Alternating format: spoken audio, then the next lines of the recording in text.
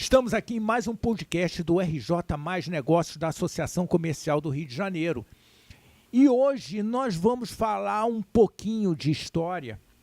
E estamos aqui com Christian Lynch, do Instituto de Estudos Sociais e Políticos da UERJ e do Instituto Histórico e Geográfico Brasileiro, com o querido Joaquim Falcão, amigo de família já de muito tempo, da Academia Brasileira de Letras e benemérito aqui da Associação Comercial do Rio de Janeiro, com Guilherme Soares, advogado e historiador. Então vocês já viram que vai ser bacana, fica com a gente.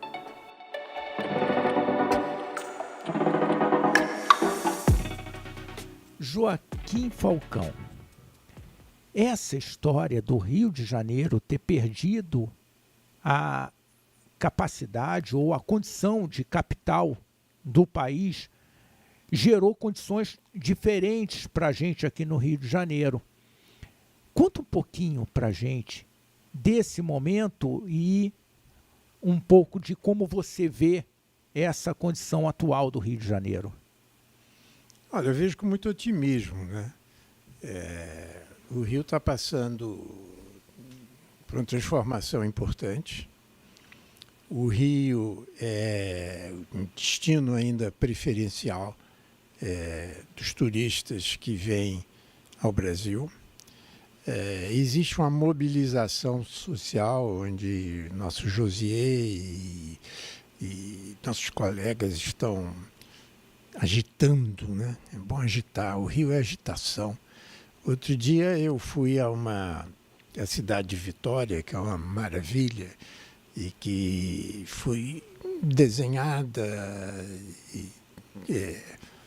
pelo Paulo Hartung, que mais ou menos definiu o Espírito Santo e Vitória quando ele foi governador. E Vitória é uma cidade que eu disse, essa aqui é uma cidade sem estresse. O Rio de Janeiro é uma cidade com estresse, um estresse positivo, né? Agora, então a gente tem que ver o passado, a história, é o que nós estamos fazendo aqui hoje, né? E como é que a história nos encaminha para o futuro. Eu me lembro muito, Ricardo, da figura de Aloysio Magalhães, um pernambucano, designer, foi quem trouxe o designer para o Brasil. Uma das pessoas da modernidade nossa. Como designer, aliás, eu devia até ter trazido aqui, ele levava um estilingue, um badoque.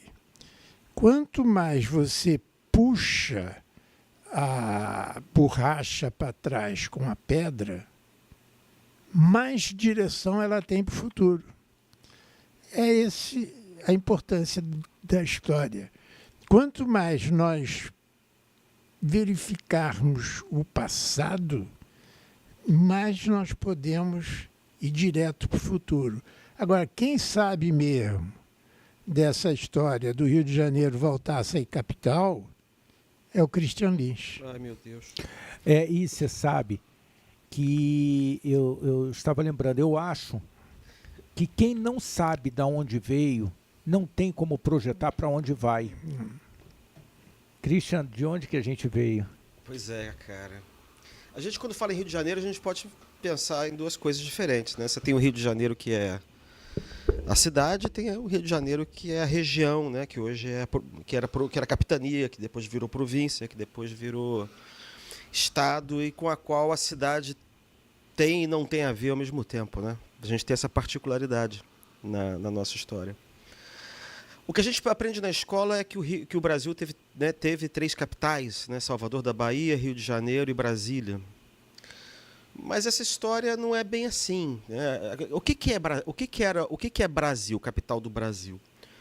Se você entender o Brasil como entidade autônoma, como uma espécie dotado de um Estado, de uma nacionalidade, isso não existia no século XVIII, isso não existia antes da chegada de Dom João ao Brasil, né? Salvador era capital da América Portuguesa. A capital nossa era Lisboa. A capital era Lisboa, na verdade. Você não tinha ministério no Brasil. Você tinha um vice-rei, 3 ou 4 serventes ali em volta, mas não tinha nada, não existia estrutura de Estado. Né?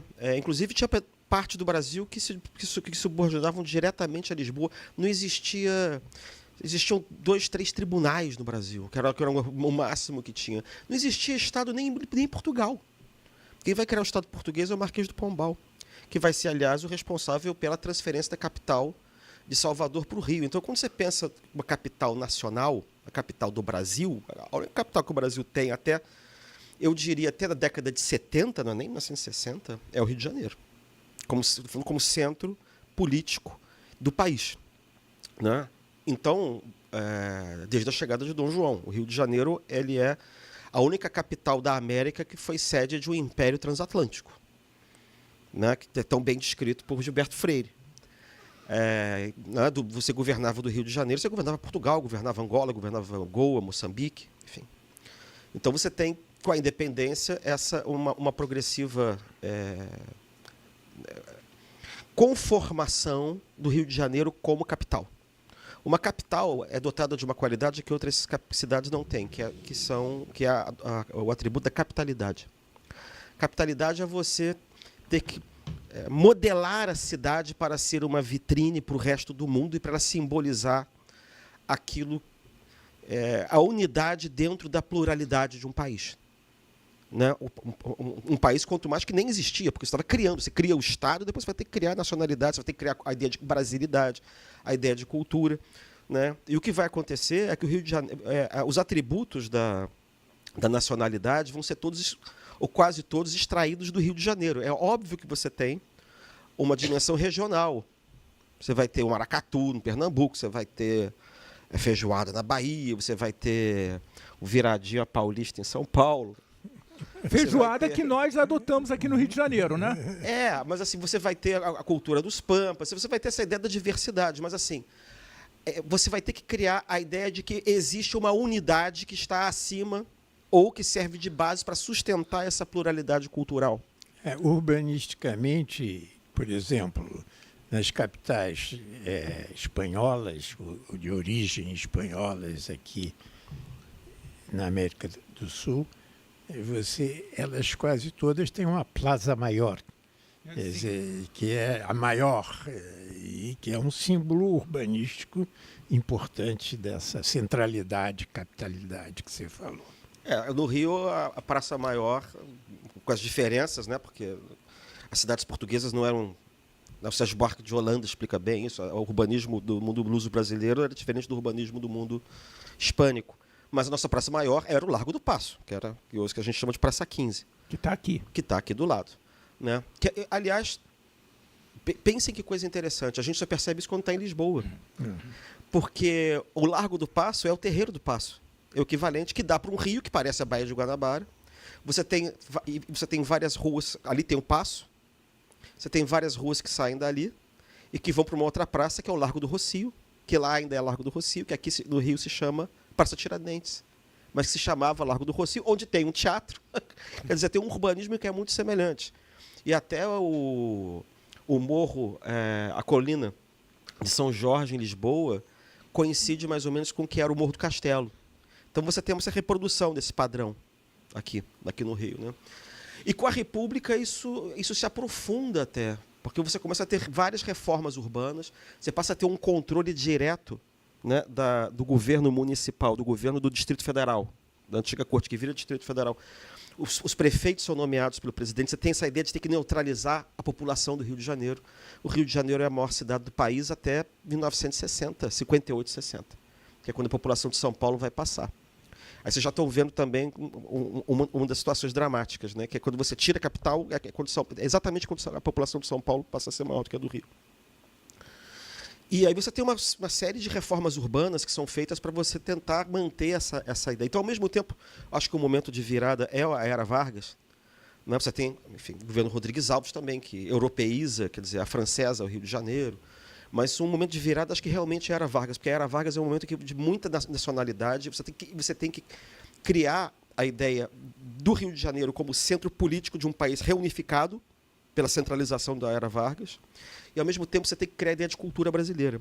Tem um samba da Carmen Miranda, que é um samba que é feito durante o Estado Novo, que eu brinco, que eu digo que é o samba do Estado Novo, em que você tenta, ao mesmo tempo, mostrar a cultura brasileira a partir da cultura do Rio de Janeiro, do samba, do carnaval, dos tipos também, o tipo negro, o mulato, essas caracterizações, que é a mesma época que vão inventar o Zé Carioca como tipo brasileiro, né? O carioca como uma espécie de suma do brasileiro em geral, e o samba diz assim...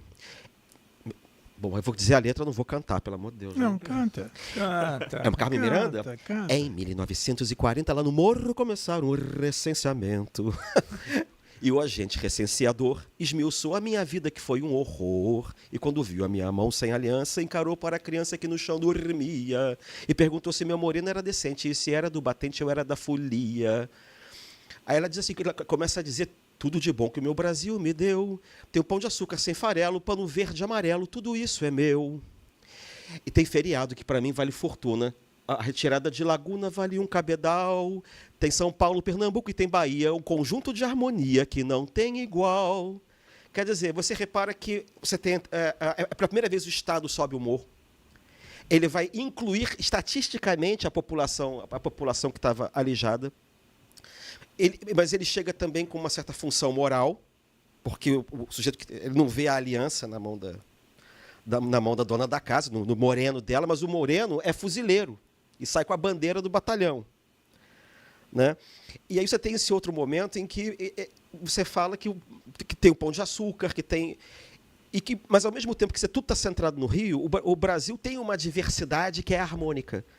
Tem São Paulo, Pernambuco e tem Bahia, um conjunto de harmonia que não tem rival, mas quem dá a unidade é o Rio de Janeiro, como centro político e como símbolo dessa cultura nacional. Quer dizer, o Rio de Janeiro é uma cidade cosmopolita que foi treinada, ela não elegia os governantes, a sua Câmara Municipal era peada, ficava debaixo das decisões do Senado Federal.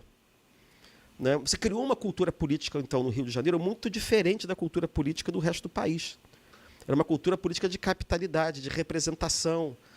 Você pega os testemunhos, por exemplo, de Afonso Arinos de Melo Franco, na década de 30, que falam que o Rio de Janeiro é a namoradinha do Brasil, todo mundo quer vir para cá. Então, e essa cultura de capitalidade é uma cultura que, paradoxalmente, não olha para si própria. Ela se olha como espelho do país. Né? Você é obrigado a não reivindicar particularidades. Você tem que sempre falar em nome do todo. É claro que você consegue fazer isso porque o governo federal está aqui, você tem os investimentos que estão aqui, você tem o governo federal que tem um fundo constitucional, então você cria uma série de condições para você poder criar essa representação geral dessa grande capital. Né? E tem uma lenda também. Estou falando pra caramba, vocês avisem quando para interromper. Não, eu estou consumindo aqui, cara, porque você está trazendo um conjunto de informações para mim que está fazendo muito sentido. Muito sentido. Por favor, continua. Tá bom. Aí o que acontece? Mas sempre houve a ideia de o Rio de Janeiro era uma capital provisória, queriam levar a capital para o interior. Peraí, devagar. No Império, você pode contar 3 pessoas que tiveram a ideia de tirar a capital daqui. E entre uma e outra tinha décadas. E essas propostas nunca foram discutidas a sério em lugar nenhum. Então, existe uma narrativa que foi criada pela propaganda do Juscelino Kubitschek para desqualificar o Rio de Janeiro como capital. Isso é o que eu estou querendo chamar a atenção. Quais são as 3 pessoas? Do Império era o José Bonifácio, o Hipólito da Costa e o Warner Hagen.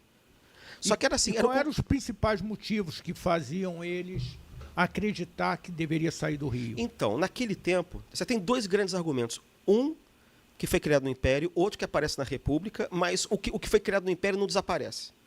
O argumento do Império, quer dizer, quando eu falo do Império, que foi criado no Império, mas eram 3 pessoas isoladas, tá? Isso não tinha nenhuma...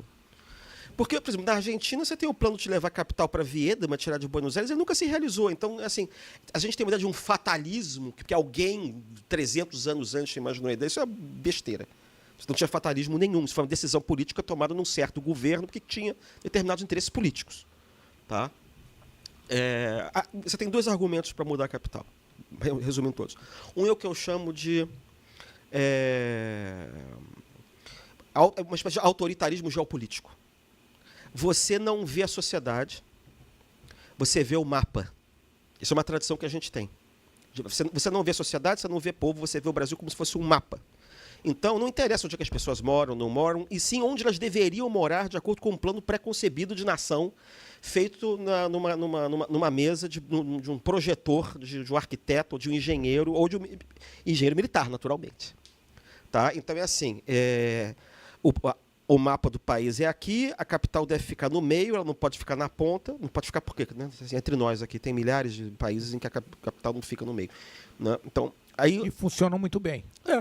o resto da América Latina toda, a capital em geral está onde sempre foi, historicamente, enfim.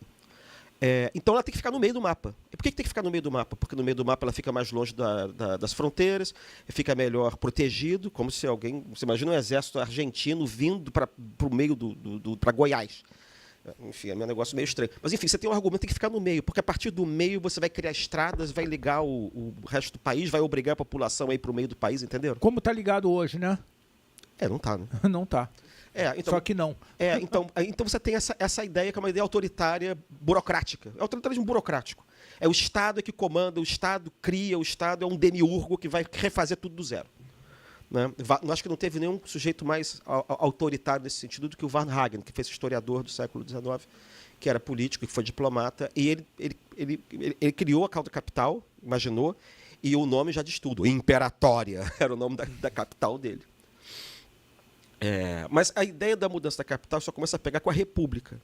A República inventa um outro argumento, que eu chamo de federalismo demofóbico. Demofóbico. O que é o federalismo demofóbico? O que quer dizer? É uma outra concepção de nação, que aparentemente é a contrária da primeira. A primeira é centralizar tudo no lugar no meio do mapa.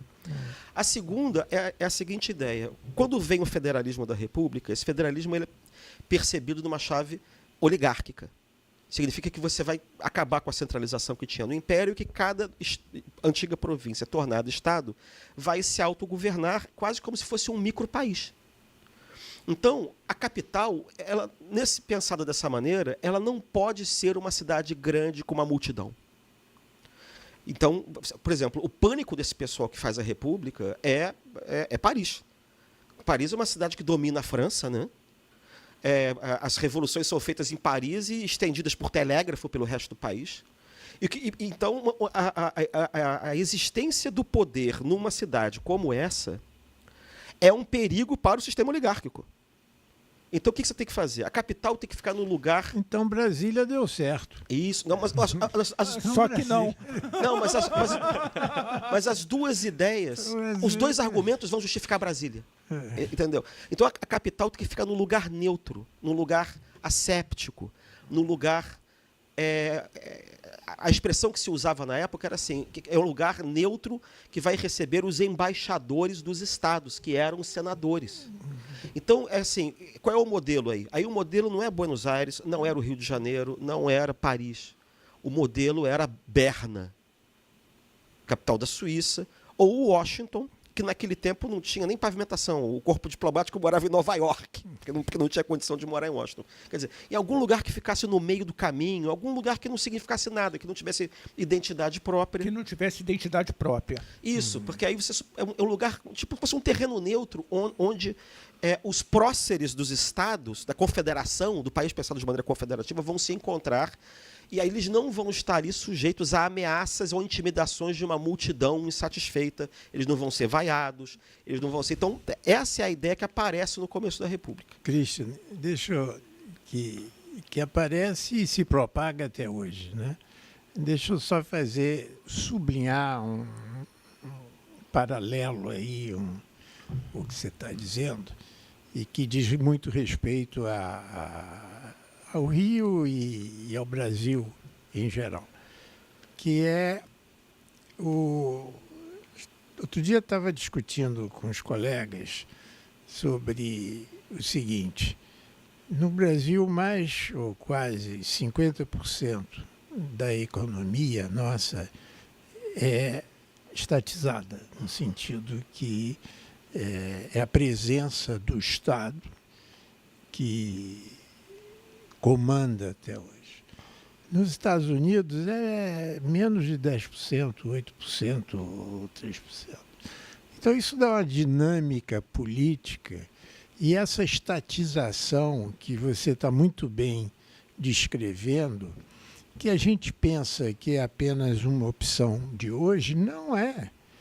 É uma continuidade que vem sendo gerada desde antes da República. Né? Uhum. E tanto que Getúlio, né, a industrialização nossa, e tem a grande disputa, né, com Ricardo Simons, que achava que a industrialização nossa devia ser prioritariamente financiada e de iniciativa da sociedade, dos órgãos de classe. E aí é quando o Roberto Simons começa a ser um líder e ele está em São Paulo.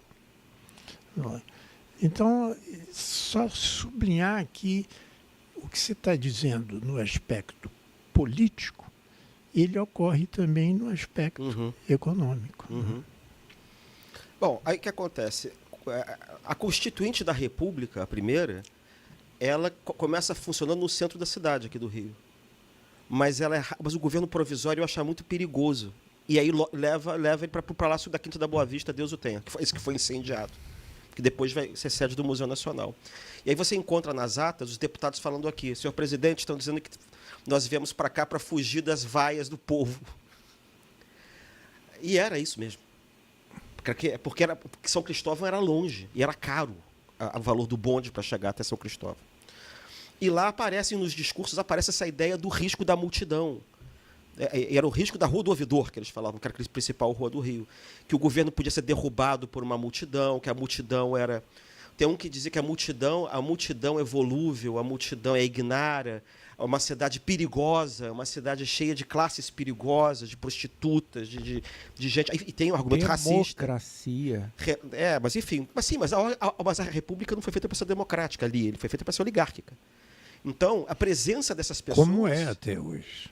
Podiam ser incensadas para derrubar o governo. Então, você tem a ideia, é você tirar, porque é muito perigoso para a ordem federativa oligárquica que estava se implantando naquele momento.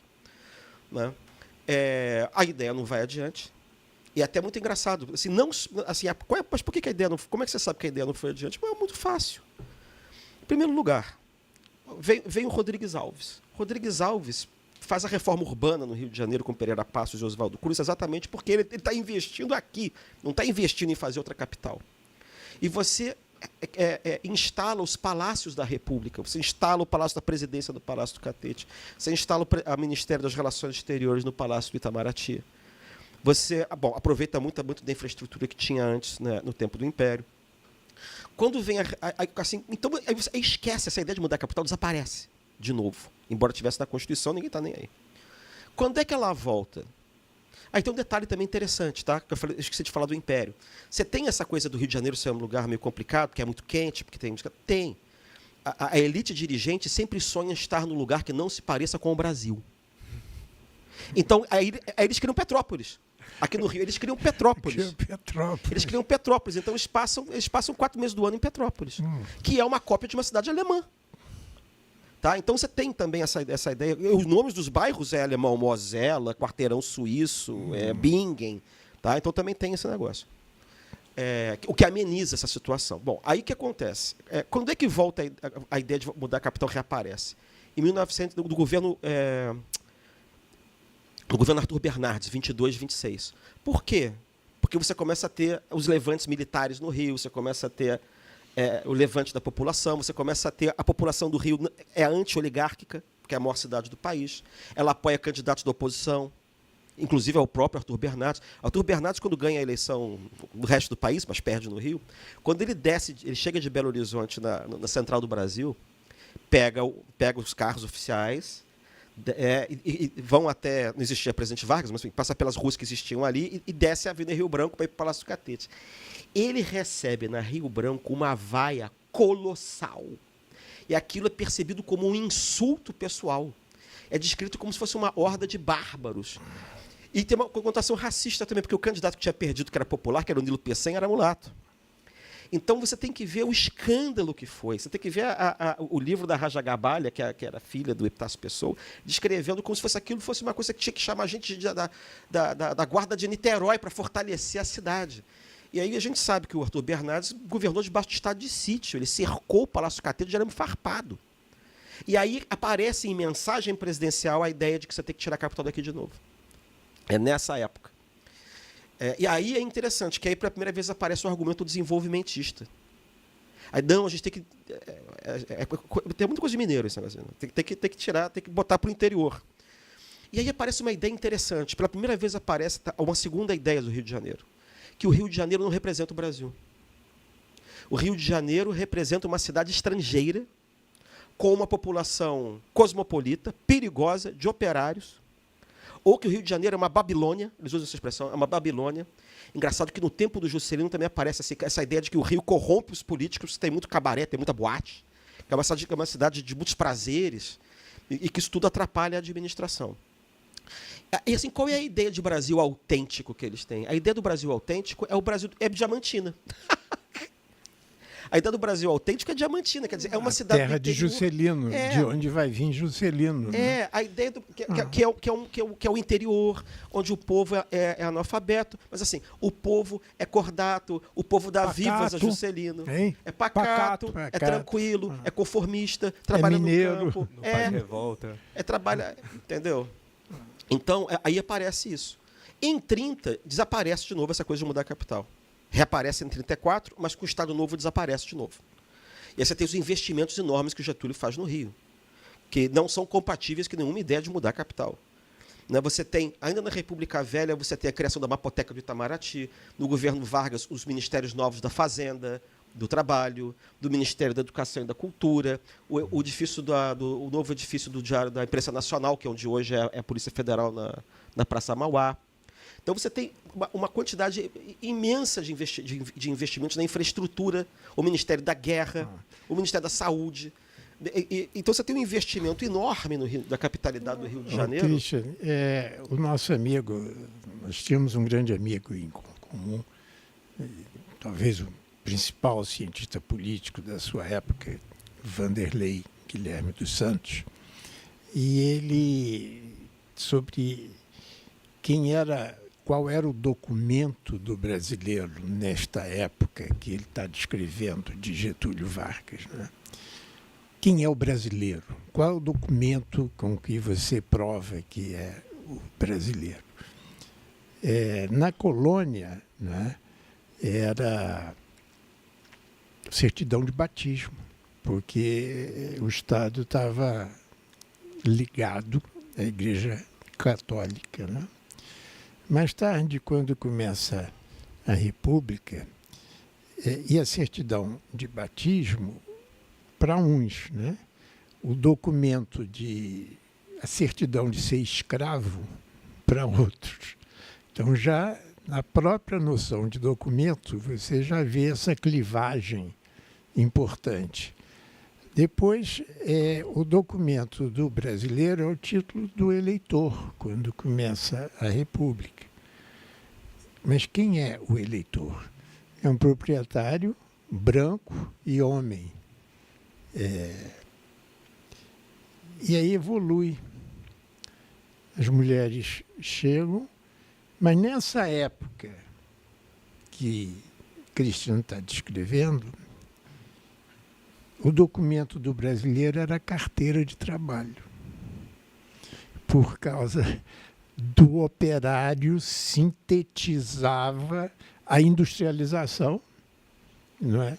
E a carteira de trabalho. Agora, até aí é Vanderlei. Agora eu acresço, né? Depois a carteira de trabalho foi substituída pelo cartão de crédito. É a financeirização do país. As pessoas, as mais humildes, elas se identificavam quando tinha 2, 3, 4 cartões de crédito. Aí ia ser brasileiro nessa história toda. E hoje em dia passa do cartão de crédito para uma conta no Twitter? O celular. O Instagram? É o celular, tem razão. Então, o documento do brasileiro hoje é o celular. O título da cidadania. É o título da cidadania. E atualmente não é mais o celular. Atualmente, o documento do brasileiro é ele próprio. É o reconhecimento facial. É a sua impressão. O polegar, a íris. A íris, o polegar. A biometria. Então aí você desaparece, ou seja, a tecnologia desaparece com todas as diferenciações culturais, ao mesmo tempo que as revela. Não é? E aí mas o que eu queria sublinhar é que o Brasil e o Rio, durante algum tempo, o brasileiro era quem tinha carteira de trabalho. Pois é, e você já estava introduzindo um assunto que é muito importante, que é em 45, quando acaba essa era Vargas, começa o quê? A democratização e a massificação da política no Brasil a partir do Rio de Janeiro e de São Paulo. Sobretudo do Rio de Janeiro, que continuava sendo a metrópole nacional. O que acontece? Você tem muito operário no Rio de Janeiro ligado ao Estado, os marítimos, a Central do Brasil, as grandes ferrovias. Esse operariado está todo no Rio. Getúlio cria o PTB, surge a UDN, representando a classe média, o PSD, que representava, era o Partido Conservador, que representava a grande propriedade rural, eu estou simplificando, né? E o PTB, que era esse operariado novo. E esse elemento do operariado novo é percebido cada vez mais por setores conservadores agrários como uma coisa que é perigosa no Rio de Janeiro, porque você começa a ter o fantasma do comunismo, você começa a ter manifestação, você começa a ter greve, você começa a ter... a UNE começa a fazer participação Então você tem uma... E também tem o seguinte, é a época em que a cidade começa a crescer muito rápido, todas as casas são demolidas, os prédios todos começam a subir, tá? Os prédios de 10, 15 andares, você começa a ter uma alta densidade urbana. Aí eu queria fazer uma pequena interferência, que é o seguinte, sobre a Avenida Rio Branco. Talvez naquela época e sempre, até poucos anos atrás, era a principal avenida da Rua do Brasil. Ela é inaugurada em 1906, a partir do modelo de um boulevard francês. Tanto que a arquitetura toda é uma arquitetura que Lúcio Costa depois vai dizer que é uma arquitetura eclética francesa. 1906. Em 1950, com Lúcio Costa, no Patrimônio Histórico, Lúcio Costa autoriza demolir toda a Rio Branco. Foi ele. Porque dizia o quê? A arquitetura eclética não é representativa da arquitetura brasileira. E com isso, nossos centros urbanos, que eram todos de modelo francês, que a influência principal da nossa oligarquia era a França, né? Os centros históricos se deterioram por até uma concepção arquitetônica cultural. E aí a Rio Branco vai sendo demolida. Sobra as Docas de Santos, o prédio lá das Docas, e Museu de Belas Artes. O resto é todo demolido em nome de quê? De uma nova arquitetura brasileira, a arquitetura moderna, que nos deu, é verdade, o prédio do MEC. Mas ali não precisou demolir a nossa história. E o Capanema. O Capanema. E o que está ocorrendo? O que ocorreu antes de acabar o século, antes de chegar em 2006? Os prédios modernistas que substituiu o eclético de 1906 foram postos abaixo também. Então você já tem os prédios de hoje da Rio Branco, eles é a terceira geração de prédios da principal avenida. Que país pode resistir a destruir a sua principal avenida 3 vezes em um século? Então, a origem muito do esvaziamento do centro vem dessa ideia básica de que o centro nosso não é brasileiro. Então, e o centro de todas as grandes capitais, de Recife, de Salvador, você passa lá, é uma degradação total. Aí você pensa, não, isso foi a expansão urbana, a massificação que você falou, a classe média que chega, né? Mas não precisava destruir-se, poderia ter acumulado. Então, uma das origens da deterioração do centro é uma concepção urbanística executada por alguns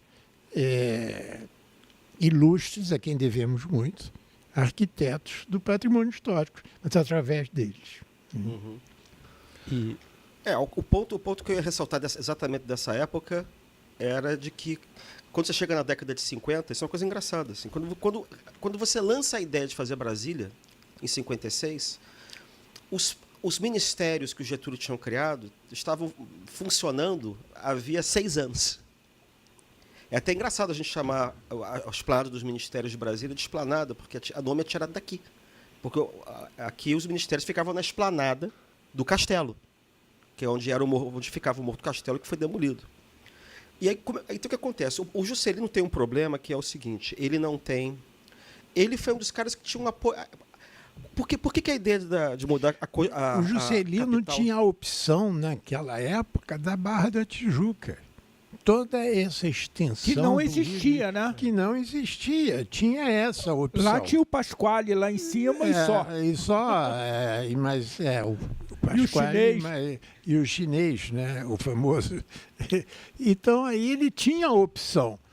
Não foi apenas uma questão de expansão territorial. Foi também política e... Ele tinha as razões, né? Ele tinha... Quem foi o sujeito que, na última hora, enfiou a tese da mudança da capital na Constituinte de 46? Arthur Bernardes, o cara que odiava o Rio. E foi ele, e o Juscelino também apoiou, porque você tinha essa ideia de tirar a capital para botar em Minas, na verdade. Acabou que não deu para botar em Minas. Ficou lá onde estava marcado desde o começo. Mas, assim, o que junta para criar um movimento de conseguir tirar a capital do Rio? Primeiro, você tem uma certa cegueira do próprio Rio, autodeslumbrado consigo mesmo, as suas elites brilhantes, etc. e tal. Esse é o primeiro ponto. E essa identificação eu acho que é extremamente importante para a gente saber como é que a gente vai fazer esse processo de transformação. Porque existe uma cegueira também. Existe, essa cegueira continua hoje, isso, tá? Só que ela virou uma espécie de mecanismo psicológico compensatório da decadência. Porque você fica assim... autodestrutivo. É autodestrutivo, porque você fica assim, não, o Rio de Janeiro é o ideal centro do Brasil, a cidade é linda, maravilhosa. Aí você confunde o cenário em que a cidade está com a cidade. Né? E você fica numa coisa assim do tipo aristocrata decadente, que não quer dizer que está decadente. E aí você fica numa atitude de negação. Não, está acontecendo nada. Continua lindo, né? É isso, você tem esse tipo de atitude. Que faz com que você não faça nada, que oblitera a ação coletiva que podia levar a algum tipo de mudança. Bom, o que o Juscelino tem? Ele tem um problema, ele não tem voto no Rio. Porque o partido dele é o PSD, o Rio é dividido entre PTB e UDN. Primeiro problema. Segundo problema, ele quer ter os votos do PSD de um lado, e ele percebe que a melhor jogada é você jogar a capital para o centro. E ele é demofóbico. As pessoas acham que o Juscelino é demofóbico. Sim, você tem que pegar o que ele escreveu antes da ditadura militar, antes dele ser caçado, porque depois ele vai se apresentar como um mártir, vai ter uma propaganda. Quais são os argumentos que mobilizam? O Rio de Janeiro é uma cidade perigosa, o Rio de Janeiro tem muito comunista, o Rio de Janeiro tem muito trabalhador. E a propaganda toda diz o Rio de Janeiro é uma cidade muito quente. O Rio de Janeiro tem praia, e aí isso atrapalha o funcionalismo, tem boate. Essas coisas? Escrevi. Ele vai dizer, por exemplo, que quando o Congresso... Mas boate ele gostar. Sim, eu tô falando a propaganda... Conta os podres, Joaquim, conta os podres. Você tem O várias- que a gente não sabe, ele precisa contar pra gente. É que você tinha muita... A propaganda juscelinista. Você lê o livro do embaixador Meira Pena. Você lê os livros que foram escritos por goianos na época, justificando a mudança da capital. Você vê os textos de Israel Klabin, que era presidente da Nova Cap, que é a empresa que vai fazer a mudança para Brasília. Você tem esses argumentos ad terrorem, Não, de demofobia. Israel Klabin, não, Israel Acho que é Pinheiro. Rabel Pinheiro, pelo amor de Deus, Ele desculpa. Israel Klabin. protege o Israel Klabin, que foi depois prefeito do Rio de Janeiro. Pois é, Ai, um não. milhão de desculpas. Assim, então você tem uma demofobia ali, que é o medo da multidão. E aí, os dois argumentos que eu comentei, o autoritarismo burocrático e do federalismo oligárquico, aparecem para justificar a mudança da capital. A primeira é essa. O governo está perturbado de estar no meio do Rio de Janeiro. O Rio de Janeiro tinha 2 milhões de habitantes. 2 milhões. Isso aqui eu acho engraçado, porque isso era considerado como se fosse uns 40 milhões hoje. Uma aglomeração. Ele tinha medo de greve, ele tinha medo de greve de aluno estudante. Isso aparece, ele falando isso. E quando ele leva o Eisenhower de avião para ver as obras de Brasília, ele estava lá maravilhado, vendo os palácios modernistas subindo, e no avião, ele disse que o Eisenhower estava conversando com ele, mas ele não conseguia se concentrar, que ele estava preocupado, sabe com o quê? Que no Rio a população é muito sarcástica, é muito debochada. Ele estava com medo de que quando o carro saísse do aeroporto e passasse em frente à urna e tivesse uma faixa escrito Yankees Go Home. A preocupação chegava a esse tipo de coisa. Então, Brasília, ele queria capital num lugar que não tivesse universidade, um lugar que não tivesse operário. Brasília foi pensado para ser isso. Um lugar totalmente isolado Acéfalo. e tecnocrático para a boa gestão da administração. Então, o que ele vai fazer? Você está contrapondo o argumento integracionista de Brasília pela realidade isolacionista de Brasília. Sim, um argumento se sobrepôs ao outro. O autoritarismo tecnocrático dizia que você tinha que ter uma capital no meio do país, isolada, para integrar, para ficar protegido contra o bombardeio de não sei quem, embora já tivesse míssil naquela época intercontinental. Aí você vendeu essa ideia para os militares, para o setor desenvolvimentista dos militares, da Escola Superior de Guerra. Para os políticos conservadores, ele vai vender essa ideia de que o Rio de Janeiro é a Babilônia, que é um lugar perigoso, que é um lugar que, entenderam? Que é o argumento do federalismo demofóbico. Então você cruzou os dois argumentos e vendeu a ideia de Brasília. E aqui houve pouca mobilização. Mas o que é engraçado é que o Ibope estava começando a existir naquela época, e houve uma pesquisa em 58 que dizia que a ideia da mudança da capital não era popular. E sabe especialmente onde ela era impopular? Em São Paulo. Porque a capital ia ficar muito mais longe de São Paulo do que naquela época. Agora, o que acontece? O custo do Brasil ficou elevado não pela obra, mas sim pela operação do Brasil em Brasília. Não, porque você tinha que também tirar a capital correndo, tinha que ser no mandato dele. Você tinha que inaugurar no mandato dele, você tinha que levar tijolo de avião, você tinha que fazer... Era isso que eu ia falar, o tijolo foi de avião, né? E um monte de histórias que talvez não vale a pena a gente trazer aqui, mas que a gente ouve de quem participou desse processo. E histórias não republicanas, o que é pior. Sim, a gente sabe também como é que foi a ocupação dos lotes de Brasília, a quantidade de gente que recebeu lote, dinheiro, enfim, a escalada da corrupção foi uma coisa medonha, a gente sabe disso. Né? Mas assim, o que é interessante é que o Rio continuou sendo capital na prática até o começo da década de 70. Os ministérios continuaram todos no Rio. Brasília foi uma capital que demorou para ter capitalidade. Né? Demorou para o avião decolar, né? E ainda hoje não tem inteira capitalidade, até hoje não tem. Isso que é interessante também. Né? Foi uma disputa com o Rio, que inclusive o governo militar ainda teve que tentar tirar um pouco da disputa política que existia com o Rio para parar de exercer essa capitalidade. Isso. Quem vai consolidar Brasília vai ser a ditadura militar. Que ela vai dizer o seguinte... Livre, espontânea pressão? Não, o Costa e Silva manda colocar isso na Constituição de 67. Você tem que tirar logo o movimento dos ministérios irem para Brasília, entendeu? Isso começa a ter um problema no Rio, que é o seguinte. O Como Rio é que ele disse? que você tinha um prazo, as disposições transitórias da Constituição de 67 estipularam um prazo para os ministérios se mudarem de vez para Brasília. Esse estímulo, esse incentivo à Brasília, né, passou a ser um incentivo ao funcionalismo público. Exato, isso é uma das coisas que eu ia comentar.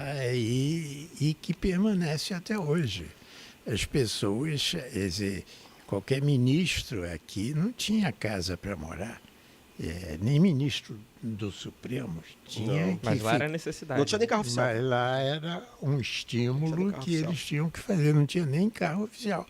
Então, essa estatização que simboliza Brasília, ela penetra, inclusive, no ethos da eficiência do funcionalismo público. Existem umas memórias do Oswaldo Trigueiro, que foi ministro supremo, Sim. que ele diz assim, naquela época, ele diz assim, quando a gente estava no Rio, nenhum ministro do Supremo Tribunal Federal tinha automóvel, o número de servidores do Senado era em torno de, 300. Ele faz... Parecido com hoje, né? A presidência tinha... Só que não. 2 ou 3 carros, só a presidência tinha carro. E ele está escrevendo na década de 70. Ele fala, hoje o Congresso tem 4 mil pessoas. Quer dizer, você decuplicou o número de servidores. Todos os ministros do Supremo Tribunal Federal têm automóveis, todos têm carro oficial, todos têm não sei quantos assessores. Porque tudo isso foi criado para incentivar as pessoas para irem para Brasília. E depois isso virou um modelo para o resto do país. E esse estímulo é permanente. É permanente. Não é? E passou nem por isso o Amapá chegou perto do que é Rio de Janeiro, do que é São Paulo, do que é Porto Alegre, porque é mais ou menos por aí, né? Eu vou centralizar para que o Brasil, que eu esteja no ponto central, fácil para o Acre chegar lá, para o Amapá poder chegar, para todo mundo poder chegar em condição meio que igual, equilibrada, e o desenvolvimento poder chegar também da mesma forma no resto do país. Houve uma confusão ali, na verdade. E tem um acréscimo, Christian, que não sei qual a importância disso. Quem disse que ia ser ali em Brasília foi Dom Bosco, é isso? É lenda que foi inventada para criar uma narrativa mítica, histórica. Ainda foi indicado por um representante de Deus. Italiano. o Dom Bosco, né? Que aí você junta o catolicismo, enfim. E acaba com a discussão. E acaba com a discussão. Sim. Você teve. A propaganda criou uma coisa de místico, histórica, de uma predestinação de que Brasília estava fadada a existir desde sempre, que o Rio de Janeiro era uma capital transitória. Entende? Bom, o que acontece? Assim, Brasília está lá, né? Mas assim, os estudos mostram que Brasília é a capital mais isolada do mundo. Do centro demográfico. Porque o centro do Brasil não é onde está Brasília. O centro do Brasil, o centro do país não é o centro do mapa. O centro do país é o centro demográfico. O centro demográfico é o Rio-São Paulo. Então você tirou deliberadamente a capital e botou ela no meio de um vazio. E até hoje é um vazio. As pessoas que moram em Brasília, enfim, elas confundem um pouco a cidade delas, porque elas têm carinho. Ninguém está falando que Brasília é uma cidade bonita, bacana, etc., para morar, deliciosa, enfim. Sem falar que... A gente está falando como capital, que é outra coisa, como capital. Sem falar que é a cidade com maior renda per capita do Brasil. Pois é, porque quando a gente fala Brasília, a gente está falando do plano piloto. Né? TQQ, terça, quarta e quinta. Você sabe, isso começou lá com Brasília mesmo, sabia? O presidente morava no Palácio das Laranjeiras, aqui no Rio. A Guanabara continua funcionando como Distrito Federal, isso aqui é interessante. O presidente ia terça de manhã para Brasília, junto com os senadores, todos entravam nos mesmos aviões. Os senadores, os deputados, todos levantavam. Eles ficavam em hotéis e apartamentos aqui no Rio. Muitos da Cinelândia, né? E eles iam para o Santos Dumont, o avião levantava, eles desciam em Brasília terça-feira de manhã, trabalhavam e voltavam quinta-feira de noite. Todos voltavam para o Rio. Na década de 60, todos voltavam para o Rio. Então, quando você tinha que fazer uma entrevista política entre quinta e terça, os senadores iam para a sede do Senado no Rio, que era o Palácio Monroe, e os deputados iam para o Palácio Tiradentes, das entrevistas lá. Quer dizer, Brasília não era capital, isso que eu estou querendo dizer. Você entendeu? deu alguns exemplos internacionais de países com duas capitais. O meu argumento, né, que eu estou aqui falando há horas, assim, é o seguinte, se tivesse acontecido com o Rio de Janeiro, o que aconteceu com Salvador, Salvador hoje não tem presença federal. Não tem presença federal, Salvador.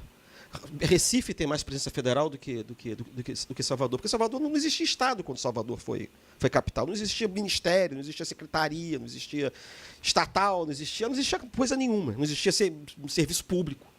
Tá? Então, se isso tivesse acontecido com o Rio, paciência.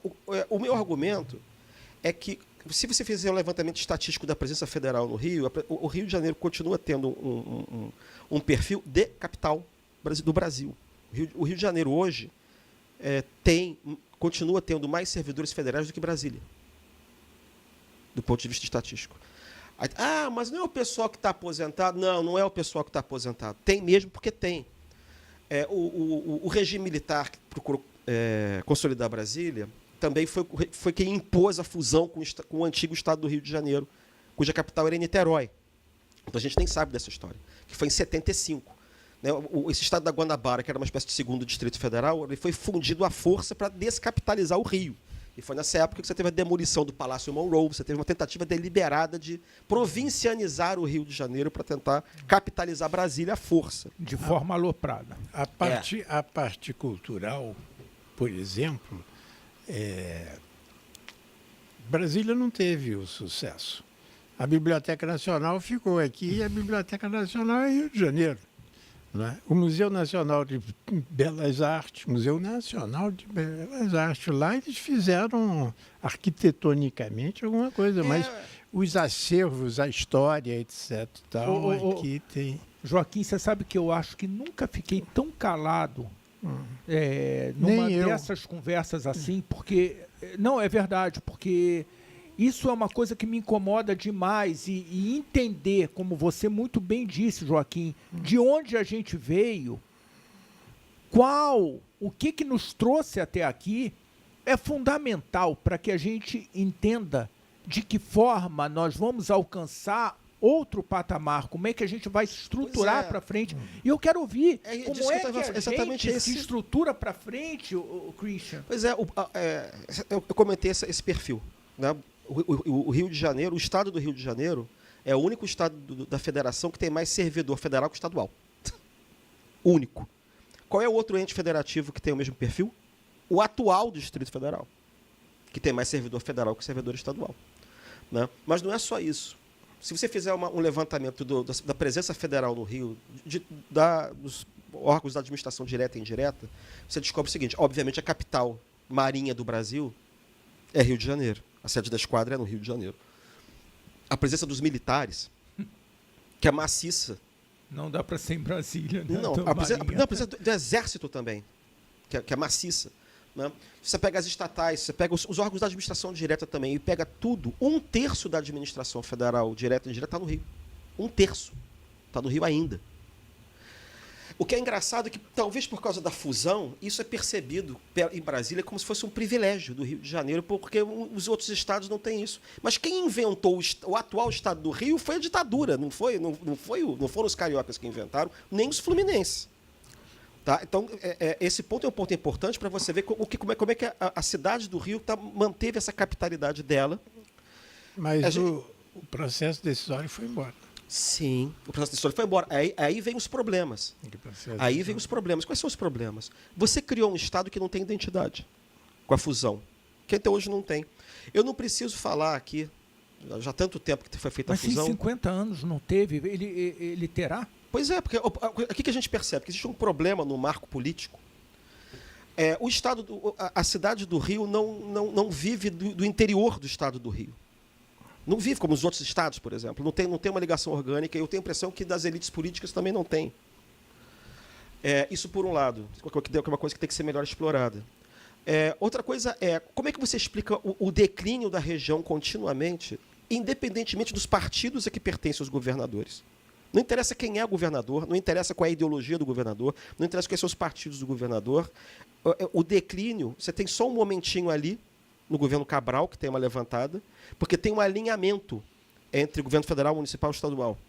Porque o padrão político no Rio de Janeiro, da governança do Rio, continua assim. Ou você é prefeito nomeado, quer dizer, ou o governador é nomeado, porque fica, que não é nomeado, mas ele tem que estar alinhado com o governo federal, porque sem governo federal nada funciona no Rio.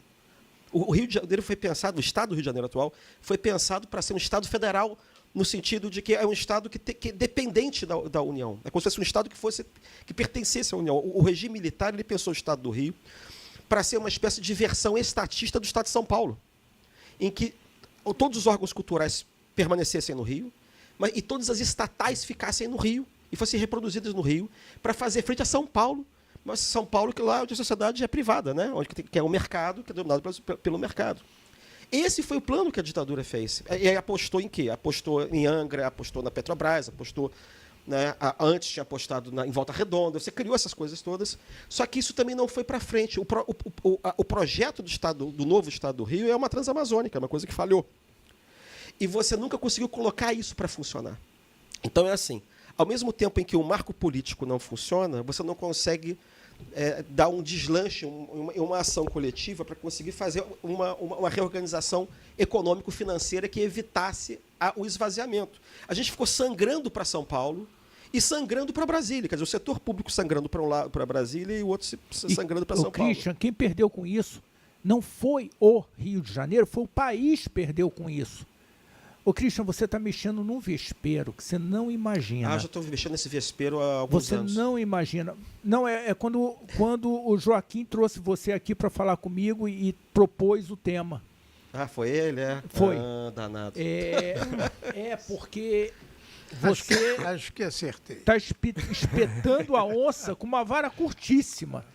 Então, eu acho que a gente tem que voltar várias vezes aqui para a gente conversar sobre isso, para a gente fazer uma diagnose, olhar para trás e, como grupo, pensar um Brasil diferente, pensar, se a gente continuar pensando igual, a gente vai ter o mesmo resultado que nós estamos tendo. Uhum. Nós precisamos agir diferente, pensar diferente, agir diferente, para que a gente tenha resultados diferentes. Aquele resultado que a gente quer, aquele resultado que o Brasil precisa. Então, eu acho que nós somos, sim, uma capital cultural do país. Nós continuamos aqui no Rio de Janeiro pensando o Brasil. Precisamos pensar mais Rio de Janeiro. Eu vou deixar só uma provocação aqui, que é exatamente essa. Olha, você não quer que eu durma? Se a cidade do Rio de Janeiro continua exercendo o papel de capital, sempre que o Brasil tem que ter... Sempre que você pensa o Brasil sem ser de forma telúrica, como sertão, como território fechado em si mesmo, que é essa coisa de Brasília, que é do oeste, é marcha para o oeste. Sempre que você tem que pensar o Brasil como virado para o mundo, os eventos mundiais são todos feitos no Rio de Janeiro. Por quê? Porque o Brasil, a imagem do Brasil para o mundo é o Rio de Janeiro. Brasília não segura, não tem capitalidade para isso. Não, pergunta. Vai para os Estados Unidos, vai para a Europa e pergunta qual é a capital do Brasil. Aliás, Ricardo, pergunta. Ricardo, é o momento de eu fazer uma pequena proposta que eu já fiz no passado sobre essa... A capital é o Rio, né? E é uma coisa muito simples aí que talvez o nosso Josier possa levar adiante, que é o seguinte. Se você vem para o Rio, qual é a etiqueta de bagagem que colocam? Qual é? Gig. Gig. Por quê? O Sávio defendeu muito isso para a etiqueta ser Rio. É Rio. Por quê? Não podia ser feito antes, porque não tinha computador, nem internet, nem nada. Então, se você trocar o GIG pelo Rio, primeiro que o mundo vai saber melhor onde é que está o GIG, porque o mundo não sabe onde está o GIG. Então, agora com a comunicação digital, isso pode ser feito, porque antes não podia por causa dos custos. Mas agora, o Sávio defendeu isso lá recentemente. Não, a primeira vez que eu ouvi o Sávio defendendo isso tem uns 15 anos, talvez. Mas naquela época não podia. Nós tentamos, até com o Ricardo Gribel, que era nosso parceiro do Banco Real, nós tentamos, mas a IATA, né? Sim. Fez um cálculo dos custos de troca de papel. Agora não precisa, agora é só você tinha que tocar nos sistemas. Fica aí essa ideia dentro da proposta aqui de valorizar o Rio, mas desculpe lhe interromper, você está... Não, imagino que nosso tempo está acabando já, eu ia deixar como deixa para uma outra ocasião. Eu tenho que ter muitos textos sobre isso, que é assim, se o Rio continua sendo na prática capital, se o Rio não consegue se levantar por causa desse mar... Ele não é de direito, é de fato. Se a União continua dona do Rio de Janeiro, a União é dona de cerca de 1.200 ou 300 imóveis no Rio de Janeiro. Ela é dona da cidade. Ela tem muito mais imóveis que o Estado e o município do Rio de Janeiro. Quer dizer, a cidade continua sendo federal. Não é mais cômodo você readequar a região ao papel que ela realmente exerce dentro da federação, que é o de capital? Não, deixa Brasília lá, não tem problema nenhum, deixa Brasília feliz e contente lá, não tem problema nenhum não. Mas eu estou falando que você tem que reconhecer o que a cidade realmente é. A gente não é Belo Horizonte, não é São Paulo, não é Recife, não é o papel que o Rio de Janeiro exerce na federação, na República, até hoje, é um papel de capital. Só que a gente não consegue crescer por causa... A representatividade nacional é através do Rio de Janeiro. E a gente não consegue, a gente não consegue reverter a degradação do tecido urbano, o problema de violência, o problema de milícia, o problema de desordem urbana, porque deram para a gente uma roupa de Estado normal. Como se fosse Goiás, como se fosse Mato Grosso. Nada contra esses estados, estou falando, só que aqui tem uma história diferente.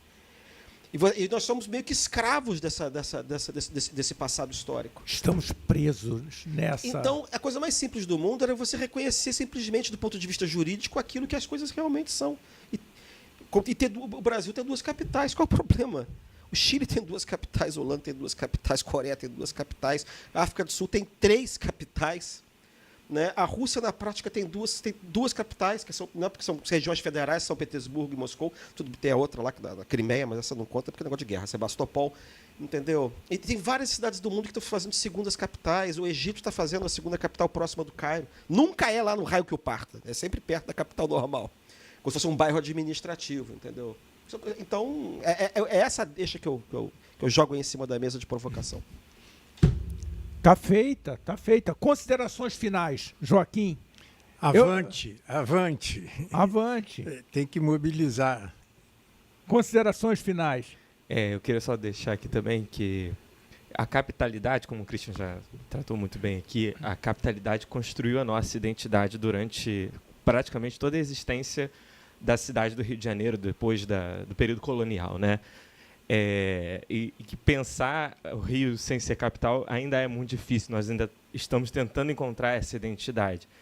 E eu acho que, ironicamente, apontando a história que o Joaquim contou aqui da Rio Branco, que a Rio Branco é um alvo desses simbolismos que tentam impor ao Rio, que, aliás, o Brasil tentou impor ao Rio, enquanto a capital foi aqui.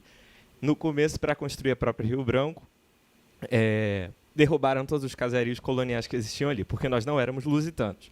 Depois, aí construímos a francesa. Depois nós derrubamos os franceses porque nós não éramos franceses. Aí depois nós construímos toda aquela modernidade, derrubamos a modernidade porque nós não éramos modernos, nós queríamos ser empresariais, queríamos ser cosmopolitas, como se já não fôssemos. E o nosso problema depois virou porque somos cosmopolitas. Eu só espero que não derrubem de novo a Rio Branco quando a gente descobrir qual é a identidade. É isso. Então, você que está assistindo a gente, vai lá, se inscreve no canal, aperta o sininho para você ser avisado de novos vídeos. E esse é um assunto que nós vamos desdobrar aqui, porque isso tem relação direta com a sua vida, com a minha vida. Embora o meu avô tenha vindo, né, Joaquim, de Pernambuco, mas isso aqui é a representação do Brasil. É a plataforma de negócios do país. É a representatividade do país, então a gente precisa explorar mais. Christian, você está convocado. Eu estava catando aqui uma citação, mas da próxima eu volto. Pronto. Então fica com a gente.